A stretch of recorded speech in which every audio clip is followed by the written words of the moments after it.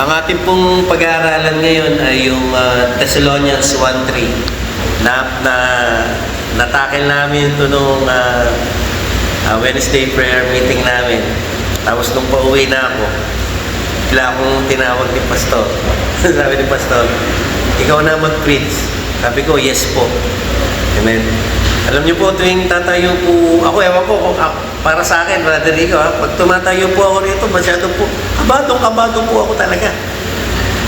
Para po bang first time. Kaya, nagpapalakas po muna kami ng loob. Amen po ba? Sige po, no? Tayo po ay tumayo bilang paggalang po sa salita ng Diyos. Basahin po natin ang 2 Thessalonians 1:3. 2 Thessalonians 1:3. Sabi po 1:3.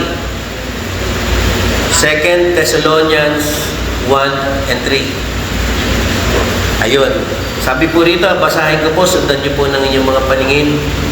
We are bound to thank God always for you, brethren, as it is meet, because that your faith groweth exceedingly, and the charity of every one of you all toward each other abounded. Tayo po'y manalangin.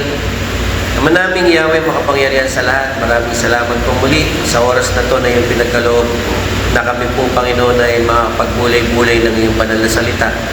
Nawa po, Panginoon, na ito po ay hindi lang po namin maintindihan, kundi maunawaan pa rin po namin. Gayun din naman po, Panginoon, sa akin pong personal na panalangin, nananalangin po, Panginoon, na itago mo po ako sa iyong likuran.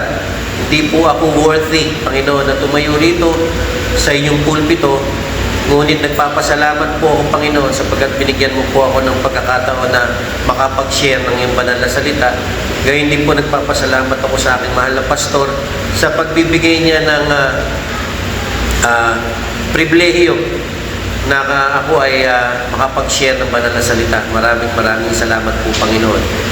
Gayun din dalangin ko po, Panginoon, ang aming mga kapatiran na nawa po, Panginoon, kayo ang patuloy na magpala sa kanila at nawa po, Panginoon, ay maging blessing sa kanila ang mensaheng dito sa kanila, Panginoon. Maraming salamat po, Panginoon. Ito po sa mo namin dalangin sa pangalan po ng aming Panginoong Yeshua Christ. Amen. Maaari na po tayong makaupo.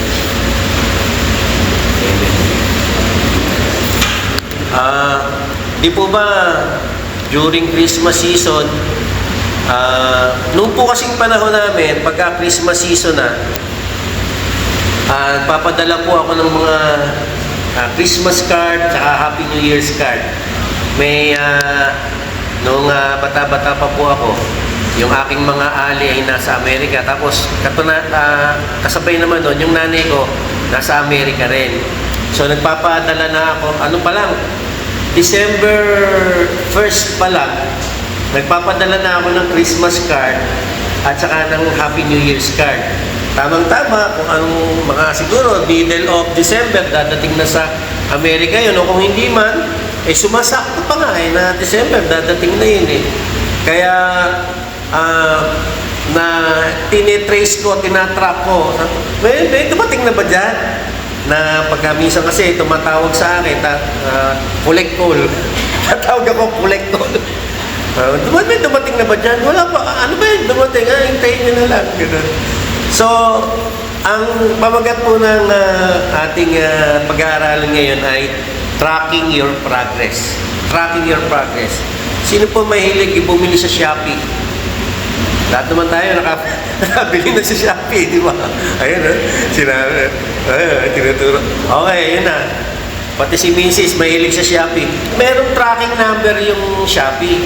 Pag bumili ka, tapos sabihin sa'yo, within 2 days, within 3 days, darating na sa iyo yung package. Kaya, iniintay natin, sinusubaybayan natin yon. At saka, tatawagan pa nila tayo, sabihin nila, malapit na po ako, nandito na ako. Sige na ako. Ayun. So, ibig sabihin, tracking your progress. Ano po? Pag sinabi pong tracking your progress, gusto natin, meron progreso tayo, nagpa-progress tayo, ano? Pag sa trabaho, gusto natin, nagpa-progress tayo, progresibo tayo, ano, na promote tayo. Gusto natin yun, di po ba?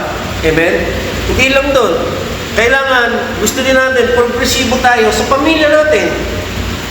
Kailangan progresibo din tayo sa ating pamilya, sa mga kabataan, sa school.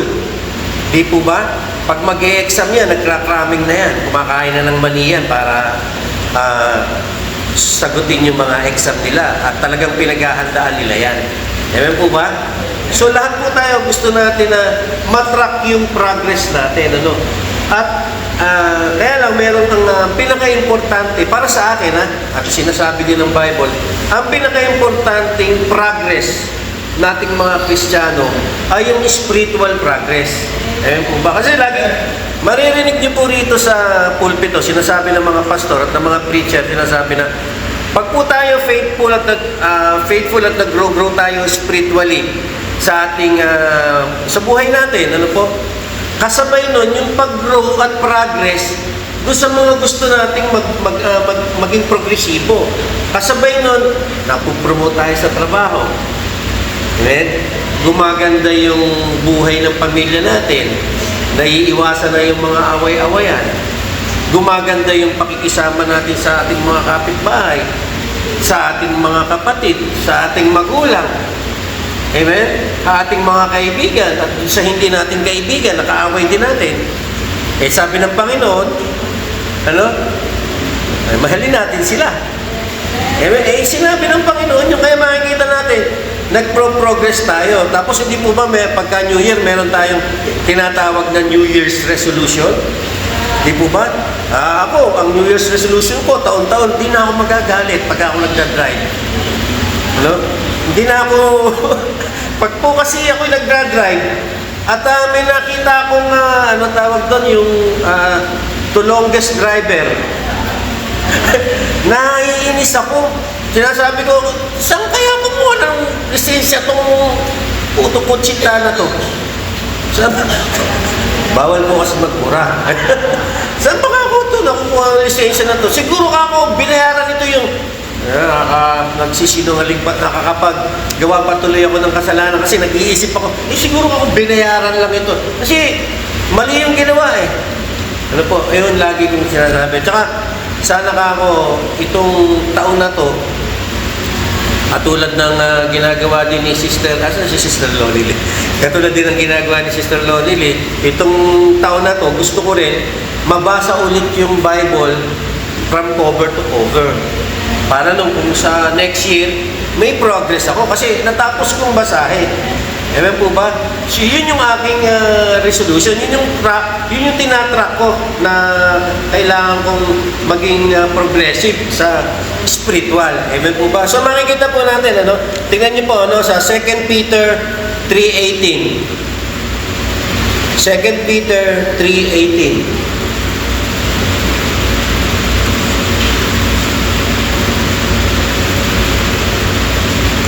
Ayan, 2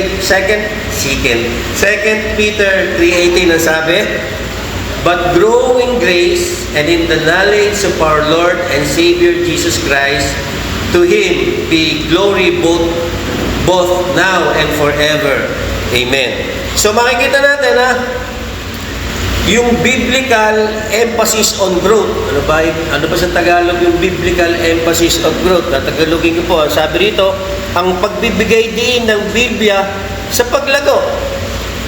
Ito po yung sinasabi dito, but grow in grace and in the knowledge of our Lord and Savior, Yeshua Christ, to Him be glory both now and forever. Amen. So, ang nakikita ko po dito sa talatang ito, everything that is healthy grows. Amen? Lahat ng pag ikaw healthy, malusog ka. Lalo na kung spiritually, lalago ka. Amen? Kaya ka lang hindi lalago pag hindi ka malusog. Pag may sakit ka. Ayan po ba? So sabi rito, everything that is healthy grows. Basahin po natin sa Ephesians 4. Kasi pag hindi ka nag-grow, there's something wrong with you. Amen po ba? Pag hindi ka nag-grow, there's something wrong with you. So tingnan po natin sa Ephesians 4, verse 12 muna. Ephesians 4, verse 12. O, sabi rito, for the perfecting of the saints, for the work of the ministry, for the edifying of the body of Christ. Verse 13, till we all come in the unity of faith and of the knowledge of the Son of God, unto a perfect man, unto the measure of the stature of the fullness of Christ. Verse 14, that we henceforth be no more children tossed to and fro and carried about with every wind of doctrine by the sleight of men and cunning craftiness, whereby they lie in wait to deceive. Verse 15, but speaking the truth in love, may grow up into him in all things, which is the head, even Christ. Amen po ba? So makikita po natin, ito yung tinatawag nating biblical emphasis sa pag-grow. Ano po? At makita po natin na kailangan mag-grow tayo dito sa church din to. Bakit kailangan for the perfecting of the saints? Sino po ba yung mga saints? Palagyan niyo po, sino yung saints? Tayo po. Tayo pong mga mananampalataya. Pero mind you, ano po? Hindi po natin pwedeng tawaging saints yung hindi mananampalataya. Pag hindi mo pa tinanggap ang ating Panginoong Yeshua Christ bilang yung Diyos na tagapagligtas, hindi ka saints. Hindi saints ang tawag sa iyo. Ano ang tawag sa iyo pag hindi mo pa tinatanggap ang ating Panginoong Yeshua Christ? Bilang yung Diyos na tagapagligtas, hindi saints ang tawag sa iyo. Ang tawag sa iyo, lost. Maliwanag po? So, kailangan natin mag-grow. Nung tinanggap natin ang ating Panginoong Yeshua Christ bilang ating Diyos at tagapagligtas, pinatawad tayo sa ating mga kasalanan.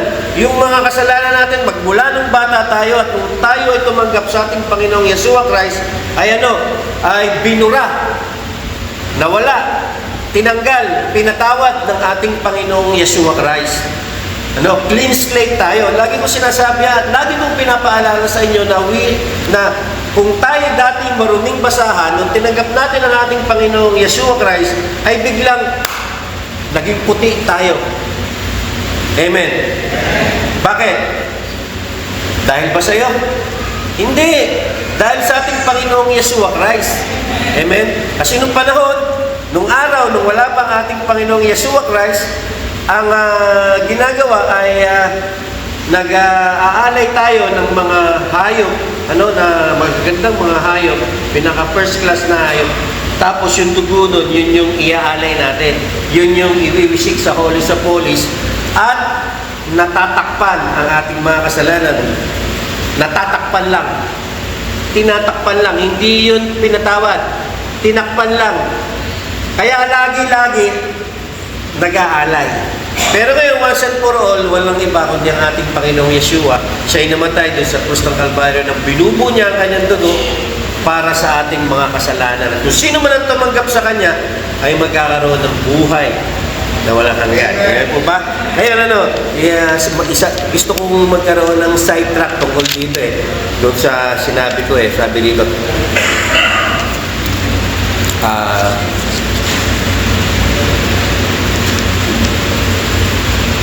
ito John 1:12, babasahin ko po sa Tagalog.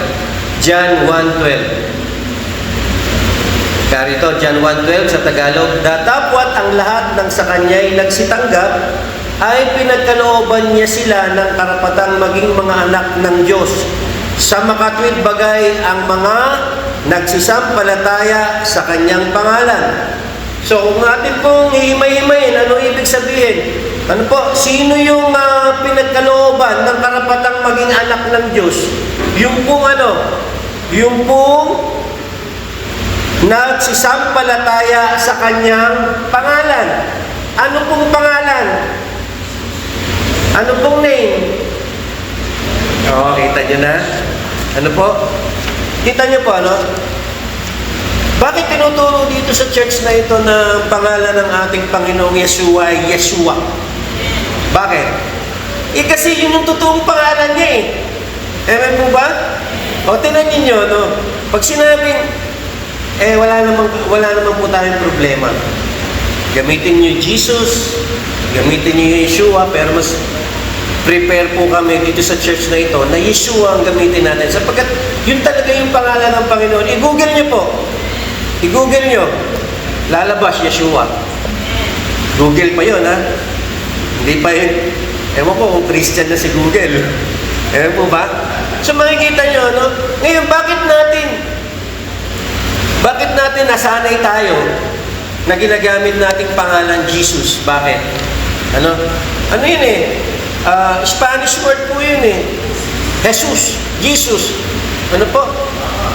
Amen? Spanish word po yun eh. Makikita po natin na parang ano naman yan, basta kung ano yung gamitin ko, yun yung nakasanayan ko. Jesus na yung nakasanayan ko. Wala naman pong problema kasi nakikita naman ng Diyos yung puso mo. Pero natatandaan niyo po ba nung nag-preach ako rito, nung si Cornelius ay dinalaw ni Peter? Natandaan niyo po? Nung nagkita sila ni Peter at ni Cornelius, itong si Cornelius, hindi niya kilala ang Panginoon. Ang ginawa niya, lumuhod siya kay Pedro. Kaya sabi ni Pedro, wag mo akong sambahin. Hindi ako ang Diyos. Ayan po ba? Ngayon ang sinasabi dito sa ating talata, sino daw yung kanino sasampalataya sa pangalan ng Diyos? Amen? O ngayon, mamili na kayo kung anong pangalan ng Diyos ang gusto niyong sampalatayanan. Kung Buddha, Allah, o ano. Amen po ba? Pero dito sa church na to, tinuturo po namin sa inyo, nating lahat, na ang pangalan ng ating Panginoong Diyos ay Yeshua and Yahweh. Amen po ba? Naintindihan po ba? Palakpakan po natin ang Panginoon. So makikita natin everything that is healthy grows. Ano po? At sabi po rito sa binasa natin sa Ephesians, for the perfecting of the saints, for the work of the ministry, for the edifying of the body of Christ. For the work, for the perfecting of the saints, tayo yun, para tayo maturuan, mag-grow, mag-progresibo, at for the work of the ministry. For the work of the ministry. Naiintindihan po ba natin? Hindi tayo magiging stagnant water lang po tayo. Lalo-lalo na yung mga kabataan natin. Hindi kailangan for the perfecting of the saints and for the work of the ministry. Kailangan ay lalaho kayo dun sa ministeryo ng church na ito. Amen po ba? Pag hindi kayo nakakasali, stagnant kayo. Hindi kayo nagpo-progreso. Amen? Kung katulad ng maganda boses mo, ayaw mo ipagamit sa Panginoon. Ayaw mo umawit sa Panginoon. Ayaw mo mag-choir. Amen? Alam po ba? Alam niyo naman po lahat, di naman maganda yung boses ko. Pero pag nasa choir po ako, pagka naririnig ko po, lalo na pag sa YouTube, naku, sabi ko, ako yun Ang ganda-ganda po. Ang ganda talaga ng pakikinig. Pag solo lang ako, pangit bakit? Kasi nga, may nagtuturo sa atin, si Ma'am Neng. Alam niyo po ba, napakahirap ng ginagawa ni Ma'am Neng. Pag iniisip ko pa lang, yung part ko, tenor, nahihirapan na ako. Si Ma'am Neng, lahat, inaaral niya. Kasi dapat, kung hindi niya pag-aralan yun, hindi naman niya maituturo sa atin. Kaya napakahirap din ang kalagayan ni Ma'am Neng. Kaya, sana tayong mga choir, ayusin natin, galingan natin, maging progresibo tayo. Kaya po ba? Palakpakan po natin ang Panginoon.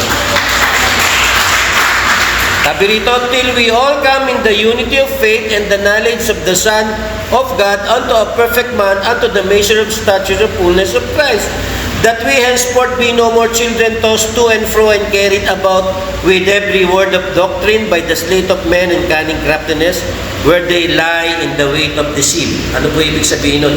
Hindi na raw po tayo kayang-kayang kuhanin o kaya pag may narinig kang ibang tawag dito, Pag ibang turo ay parang tama yun, parang totoo yun eh. Di po ba? Ako po, sasabihin ko po sa inyo ngayon. Total naman lagi po tayong real talk dito, sabi nga ni Brother Rico. Alam niyo po, doon po sa Bible School, ang dami-dami pong itinuturo sa amin.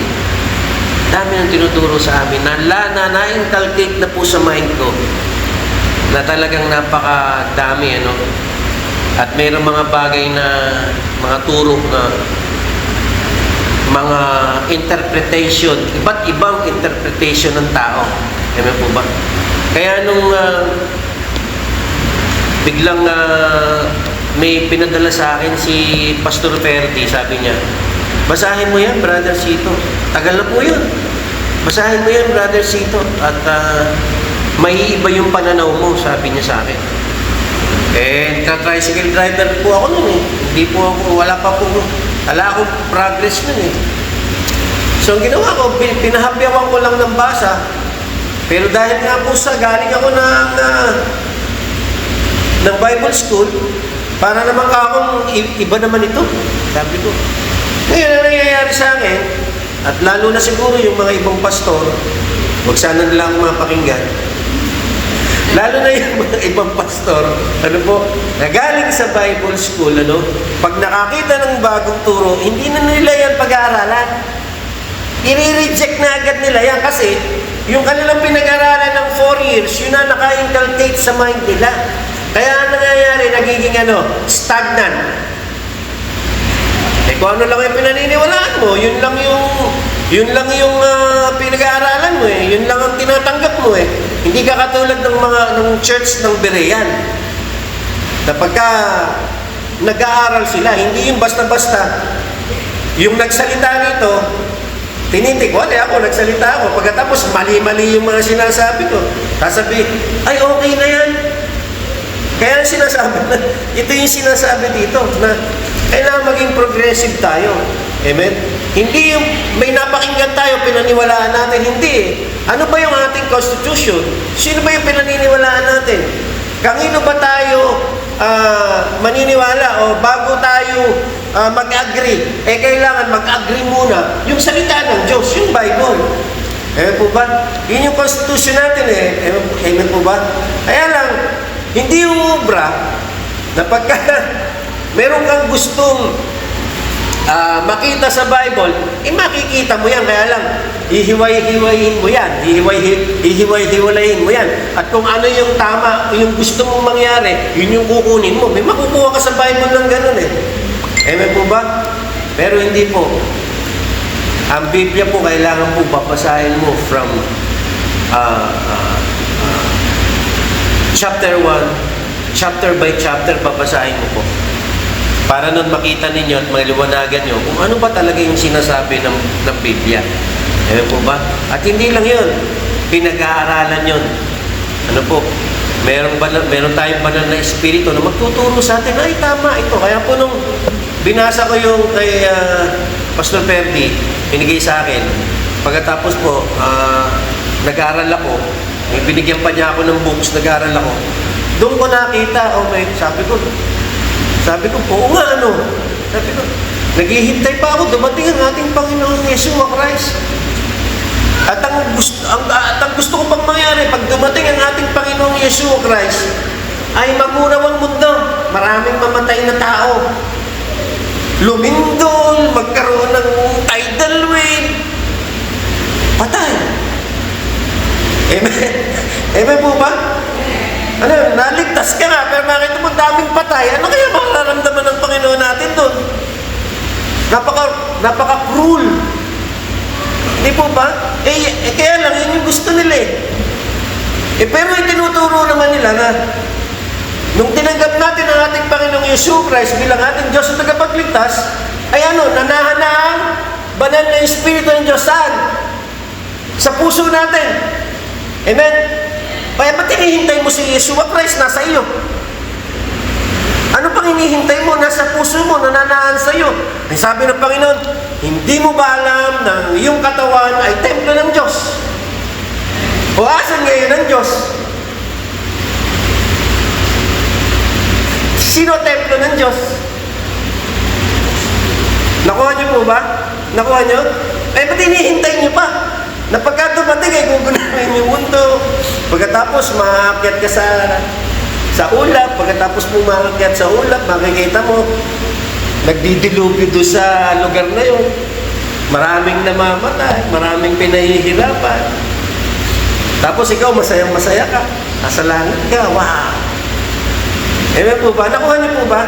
Joke lang po ako, pero it makes sense, hindi po ba? Amen? It makes sense.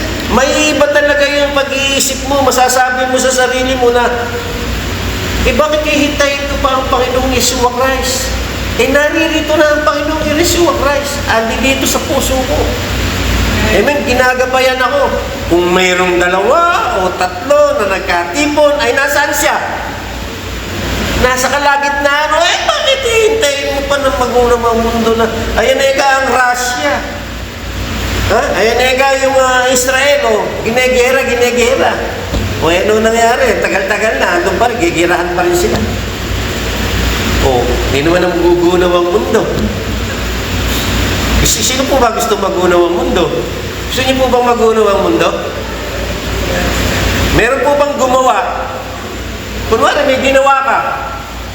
Pagkatapos gusto mong gunawin, gusto mo sirain, anong mapipil mo kung ikaw gumawa tapos sinira mo rin? Diba sabi ng Panginoon, hindi ko na ikaw gugunawin ng mundo. Hindi ko na gugunawin ng mundo, sabi ng Panginoon. Ginawa niya yan, kinreate niya yan . Matatakot ka pag gano'n ang ginawa. Di po ba? Amen po ba? Nakuha po ba natin? So, we must progress. Hindi lang sa narinig natin, kung hindi kailangan, pag-aralan natin mismo. And then use our common sense. Amen po ba?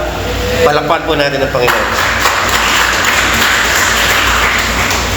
So, the biblical enabling for growth. Ano ibig sabihin ng biblical enabling for growth? Pagbibigay ng daan ng Biblia sa paglago. Amen. Sabi sa 2 Peter 2:2, 2 Peter 2:2, 2 Peter 2:2. Amen. Amen. Sabi, 1 Pedro 2:2, as newborn babes, desire the sincere milk of the word that ye may grow thereby. So makita niyo po, 1 Peter pala, 1 Peter 1 Peter 2:2. 1 Peter 2:2. Ayan. Okay, as newborn babes, desire the sincere milk of the word that ye may grow thereby. So, paano daw tayo magpro-progress? Paano daw po tayo mag-grow? Nung tinanggap natin ang ating Panginoong Yeshua Christ bilang ating Diyos na pagligtas, ano na susunod? Paano tayo mag-grow? Mag-grow daw tayo if we desire.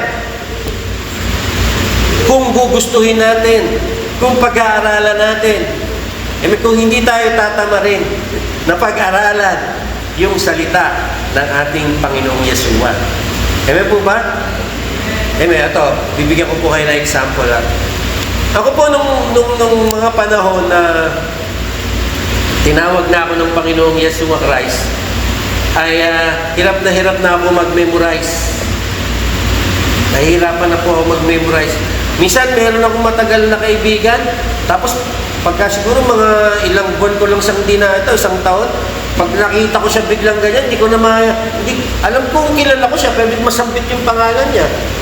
Nung minsan nga, wala sila pastor, tinanong ako ni Ma'am Lonnie Lee, sabi, Brother Sito, sino pag-pre-prayin natin? Tinuro ko si Brother Rico. Hindi ko mabanggit yung Rico. Ni Sister Lonnie Lee. Si Brother Rico. Siya po. Po ba? Kaya tinan niya po, kung ako, gano'n na. Yung ating pastor, hindi naman siya dating ganyan. Magaling ang memorization yan. Magaling mag-English yan. Pagpanoodin niyo po, pag pre-preach yan dun sa Amerika, naku po, 30 minutes siya mag-preach, saglit lang. Pero makita mo, dynamic mag-preach yan. Grabe talaga ating pastor. Amen? Kung hindi nangyari sa kanya yan,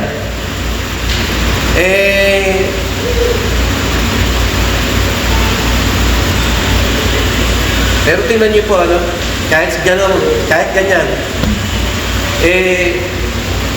gusto pa rin niya talaga paglingkod. Kaya nga lagi ko sinasabi, hindi naman po sa pag-preach yung pagpapastor Hindi lang po sa pag-preach ang pagpapastor. Kung hindi, kung paano tayo pakisamahan, kung paano tayo i-lead ng ating pastor. Wala po kayong masasabi dyan. Napakabait po yan kahit nun pa po na kami ay nagmumotor-motor. Ano po, pupunta kami ng Baguio. Wala pa akong diabetes nun. Siya pa lang po ang may diabetes nun. May daladalang gamot yan. Sabi ko, kawawa naman kayo. May diabetes kayo. Nung pala ako rin magkakaroon, sa kaya ka ako, ba't ako nagkaroon? Hindi, wala namang diabetes yung nanay at tatay ko. Nahawa ko kay Pastor Ferdy.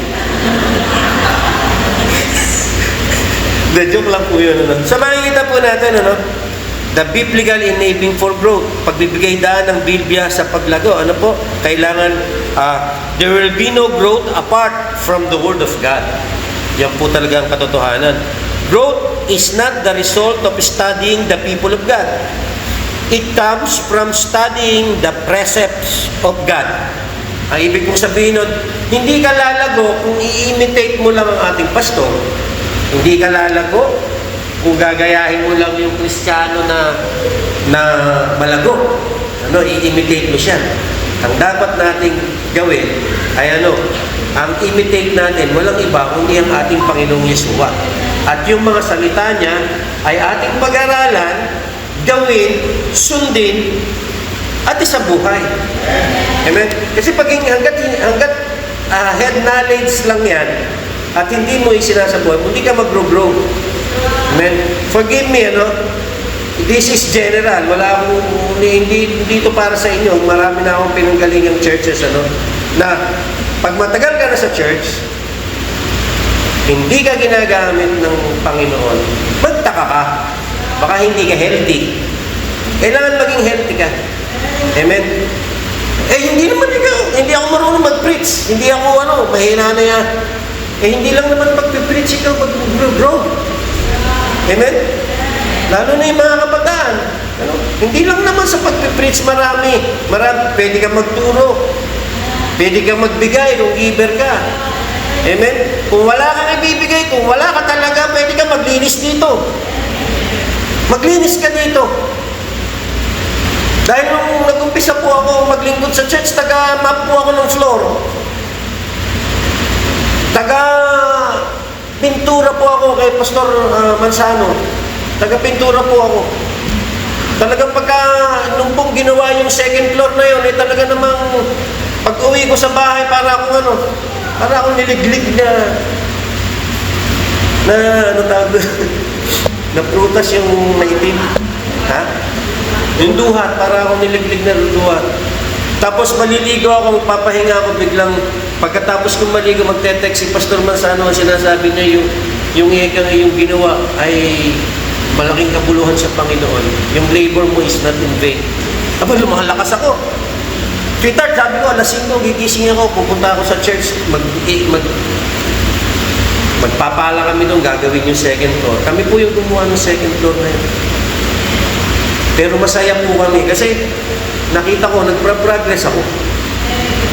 Amen? Wala po tayong dahilan para hindi maging progressive. Wala po tayong dahilan para hindi mag-progressive. Sabi mo, wala kang pera? Hindi lang naman pera, kailangan ng Panginoon, sir. Sabihin mo, hindi maganda boss mo. Kahit hindi maganda yan. Basta ipagamit mo sa Panginoon. Yung lakas mo, sabihin mo, mahina ka. Si nanay nga Di ba nanay? Tuwing Wednesday, naglalakad lang yan. Nanay, naglalakad lang yan, pero hindi ma-absent yan. Amen po ba?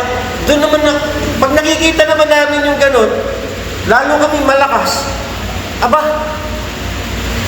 Pag nakikita namin yun, na-afflict kami.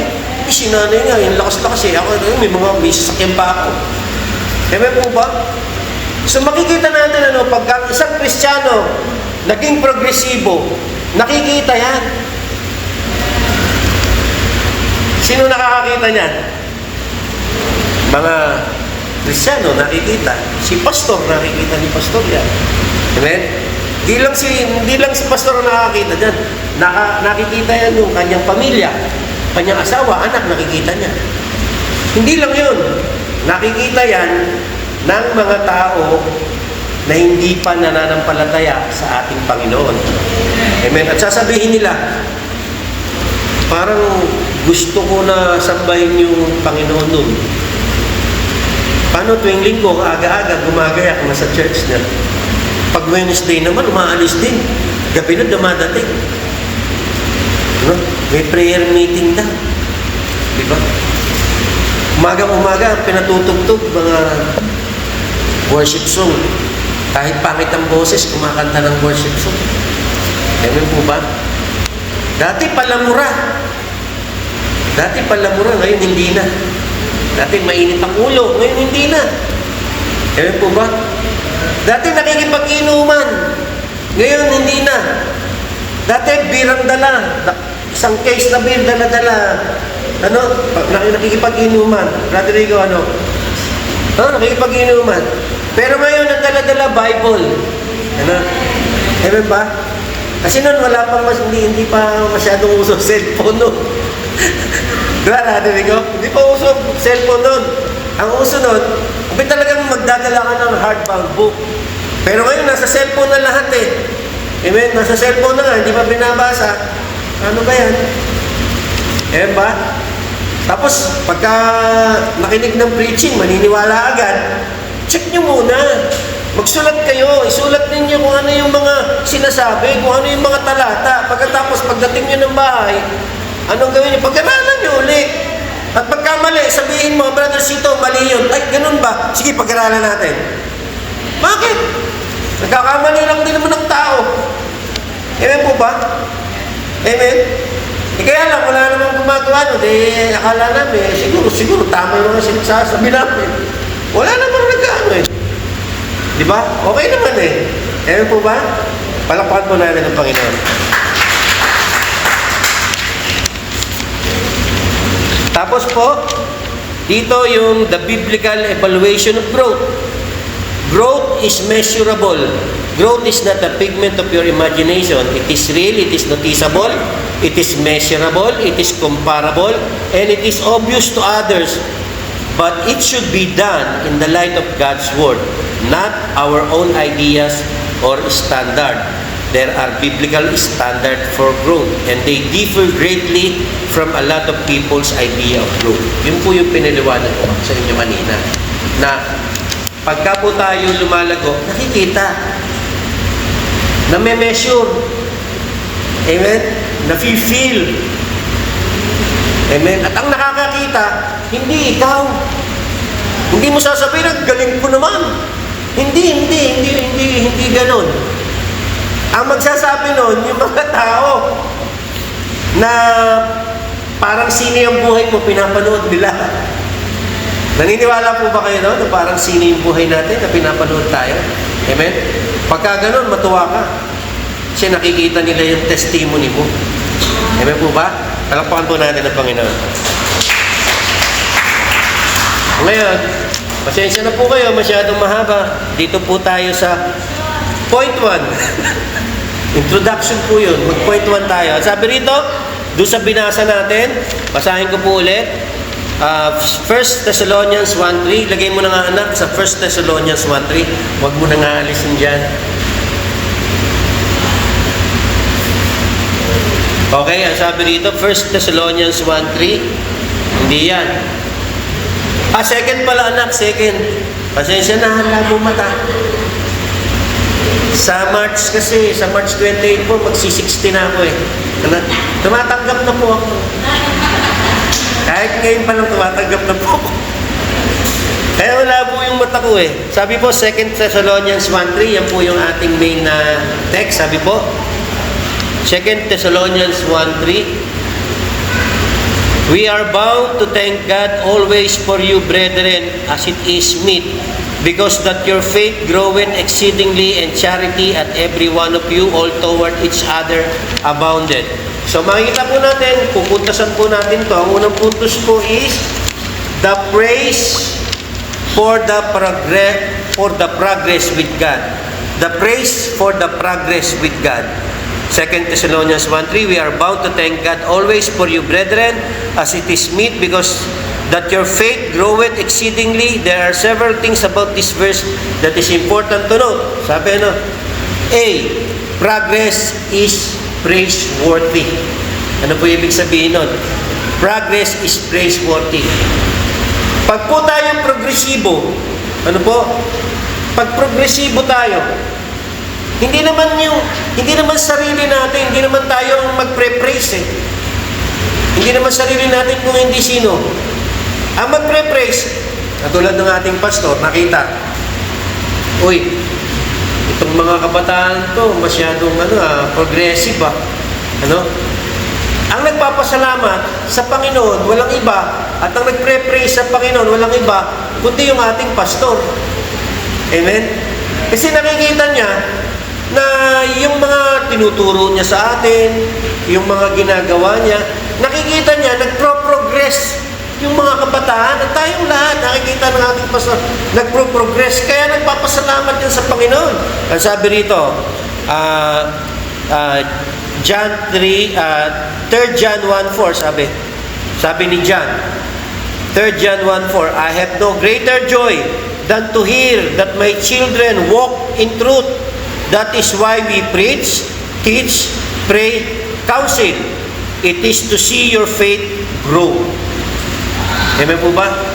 So, nagpapasalamat po ang ating pastor, kaming lahat, na tumatayo rito, yung nagtuturo.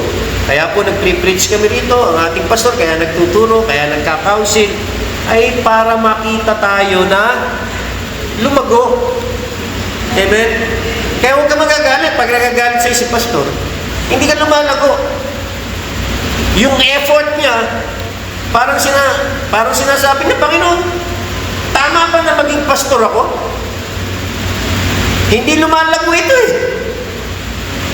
Kaya po ba? Kinakausap niya ang Panginoon eh. Amen? Ang sabi ng Panginoon, kutusan mo. Hindi pa. Joke lang po yun. Patawa lang yun. Joke lang po yun. Kasi masyado kayo serious. So makikita po natin, progress is praiseworthy. Sabi pa po sa Colossians 2, Colossians 2:5, for though I be absent in the flesh, yet I am with you in the spirit, joying and beholding your order, and the steadfastness of your faith in Christ. Verse 6, as ye have therefore received Christ, Yeshua the Lord, so walk ye in Him. Verse 7, rooted and built up in Him, and established in the faith, as ye have been taught, abounding therein, with thanksgiving. Ano po sinabi? Para ka mag-grow. Ano po ang sinabi? Para mag-grow. Ulitin ko ha. Para mag-grow, ibig sabi rito, as ye have therefore received Christ, Yeshua the Lord, so walk ye in Him. Kailangan lumakad tayo doon sa lakad ng ating Panginoon. Rooted, sabi rito, rooted and built up in Him. Rooted and built up in Him. Ano ibig sabihin? Ang pinagmulan mo, yung pinag-ugatan mo, ang kadahilanan niyan, walang iba kundi ang ating Panginoong Yeshua. Amen. Hindi ang ating ang pastor. Hindi tayo pwedeng maging rooted sa ating pastor. Kailangan, bago ka maging rooted sa ating pastor, rooted ka muna kay Yeshua Christ. Amen? Yun, doon, grow po tayo. Sabi. Makita po natin,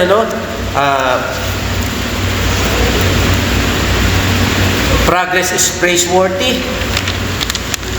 And number 2, progress is perceptible. Ano po ibig sabihin ng perceptible? Hirapan din ako dito eh. Ibig sabihin ng perceptible, mahahalata, makikilala, makikita. Amen? Amen? Pansinin nyo, hindi po yung Kristiyano ang nagsabi kay Paul na, Apostol Paul, tingnan mo, progresibo na ako ngayon, nakapag-pre-preach na ako, nakakapaggawa na ako sa ministry, ako ay very progressive na. Hindi po ganun eh. Ang nagpadala po ng sulat, walang iba kundi si Apostol Paul, katulad ni Pastor, doon sa Kristiyanong nag-progressive. At ang nagsasabi, walang iba kundi yung ating si Paul, hindi siya sinasabi niya, "Uy anak, masyado ka ng progresibo. Gusto mo bang tumayo sa pulpito? Gagamitin ka na ng Panginoon, napakasipag mo naman mag-map dyan. Ginagamit ka talaga ng Panginoon, napakaganda naman ng choir. Ang ganda naman ng boses ng choir. Ang sipag mo naman umattend ng church, sa ministry." Nagpro-progress. Amen po ba? At ang nakakakita, tao na nakapaligid po sa atin. No, hindi lang po yun.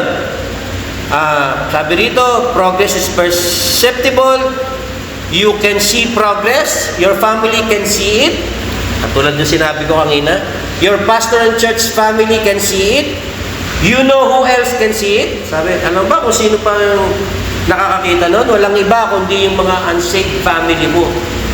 Yung mga unsaved people. Amen? Wari, may asawa ka. Tapos yung asawa mo, hindi pa Christian. Pagkatapos, pagdating mo naman ng church, aawayin mo naman yung asawa mo. Pagkatapos, sasabihin ng asawa mo, yan ba yung natututunan mo doon? Sa church na yan? No? Kung ang ginagawa mo, pagdating ng mister mo, hinahalikan mo na agad. Nagluluto ka na, mabango ka na. Amen po ba? Lagi kang nakangiti. Hindi ka mareklamo. Di ba, sweetheart? Ganun. Kita nyo. Di ba? Amen? So pagka ganun, makikita nila napakasarap pa na maging Kristiyano. Yung testimony po natin nakikita. Amen? Pag hindi nakita yung testimony natin, hindi tayo progresibo at ang nakikita lang, kabisita natin. Wag ganun. Amen? Hindi lang tayo napupulaan, hindi lang tayo nasisira, pati yung Diyos na sinasamba natin nasisira. Amen po ba? Kasi sinasabi, katulad din pala ng Diyos natin yan. Pwede naman palang hindi yan magsimba. Pag birthday lang talaga pwedeng magsimba, magtutulos ng kandila. Pwede pala yung ganun. Kaparehas lang din pala ng Panginoon at parehas lang pala yung Diyos natin at Diyos mo. Gusto niyo po bang sabihin sa inyo ng tao yun? O gusto niyo sabihin na, "Uy, alam mo yung Diyos mo. Pag-isama mo ko dyan sa church niyo." Gusto ko dyan lalong-lalo na pagka nakilala si Pastor. First time po umattend ng nanay ko rito, prayer meeting.